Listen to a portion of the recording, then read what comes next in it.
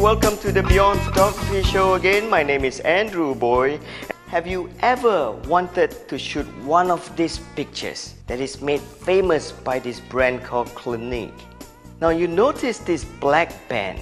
This is where you are. This is what we call a four-stop shadow. Now traditionally, the best way to do this is to use a M flag. Utter one more syllable and I'll have you killed. Oops! But this is made out of cardboard, white and black. What I like to do is to use a zebra flag, which is actually using velvet, which doesn't reflect back light, and then that's this flag. So what we do is we actually stick velvet on stripes like this. But this is a bit too big. So I've always wanted to have an M flag, which is paper, but then I want to have velvet here and then reflective metallic surfaces here, which is silver in color. So I'm gonna get Minchen, my assistant, to make one for me. I would then call it the zebra M flag.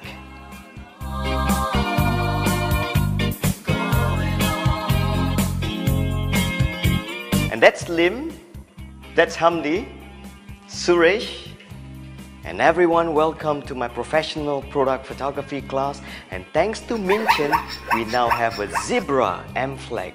One of the toughest things to shoot is a perfume that has got a transparent body and a reflective top like this. So the only way to nail the lighting is to light it from the back and at the same time have the reflection at the front taken care of. And the best way to light this up is to use a flash like this, my favorite Yongnuo. I like this because it's really cheap, and you know, for the price of one Nikon you can actually buy 4 of this maybe. So put this here with a base stand and then use a flag. So what is happening now is that the flash is set at 1/8. Light up the flag lights up the zebra M flag. And how do I know it's 1/8? Lighter's cheat sheet. Oh wow! Refer to our previous episode. You will realize that if your flash is set at 1/8 of a power, if you put it 2 feet away on a bare flash, you always shoot at f16. 3 feet away, f11, and now I'm using a flag. So every time you add on a flag, a flash bouncing off a flag on a zebra, you actually lose like 2 stops. There you go. Get one of these Lighter's cheat sheet. It's very simple. Memorize this. Then you don't need a light meter. Don't tell Sekonic. So this flag now is gonna be reflected off this zebra M flag. And this part is black. This is gonna be black as well because there's no light going through here. You're gonna be hidden in the 4-stop shadow. And then the second flash is gonna go under the product table. Now again, refer to your Lighter's cheat sheet. This is gonna be 2 feet away going through, you go figure this out. You're gonna memorize this at some point. Alright, let's see how this looks like. I like to use a pop-up flash to trigger everything. And I'm using a Canon now. Most important thing is to go in the menu and make sure that your flash control is set to built-in flash, manual flash, at the lowest power. So all my flashes now are running on slave remote, not CLS, not wireless, not whatever. Every time a flash goes off, it will just go off. So the first thing I'm gonna do is to cover this a little bit so I don't get that sparkle. And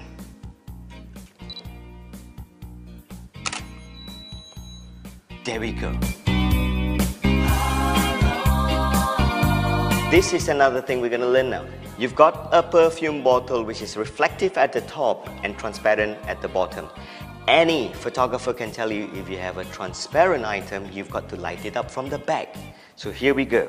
We take a flash, put it at the back, set the power to 1/8. This is 1 feet away, right? This is 1 feet away. So it's gonna be f16. So I'm gonna put this at 1/8. Make sure you zoom this real high. And this is now zoom 85. Okay, take a shot now. You light it up from the rear.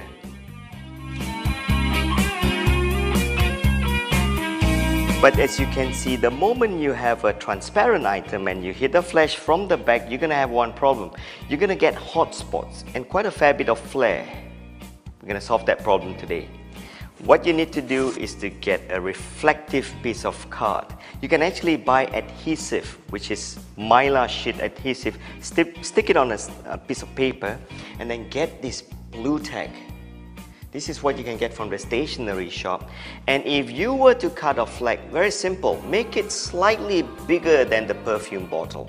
It's fine. But as you move it back, it becomes smaller, perspective of distance. Now, take the blue tack and put it here and then stick this here and make sure that you get an angle. So the reason why we need to put the flag at an angle is because that this reflective aluminum flag is actually going to reflect off this big flag. So what we're doing now is very simple. Take that flash that you have earlier and instead of lighting up the perfume, you angle it such a way that it lights up this flag. This flag will light up this aluminum flag and then this will just nicely fit the angle, Suresh. So you're going to make sure that you move yourself until this perfume covers the card and this aluminum card is exactly behind the glass. Right, let's take a shot and see what happens. How do you go? Beautiful. Now that piece of reflective aluminum flag got the bottom part of the transparent perfume light up well. What about the reflective top? To do this, you need another flag. In order to light up the top portion of the perfume which is reflective, you need another flash that's gonna light up another flag. And this is just for the top part, so you light up negative. Remember, watch the episode where I light up the hard disk splatter. So this is gonna light up this and this is gonna light up the top part of the perfume. So Hamdi, take a shot and see what we get. That's beautiful.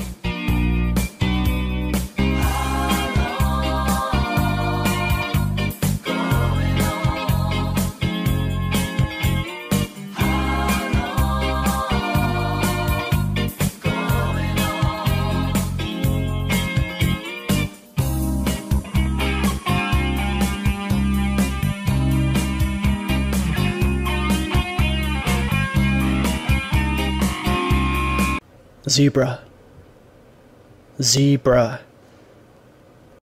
Zebra. Get your zebra out of my fucking living room.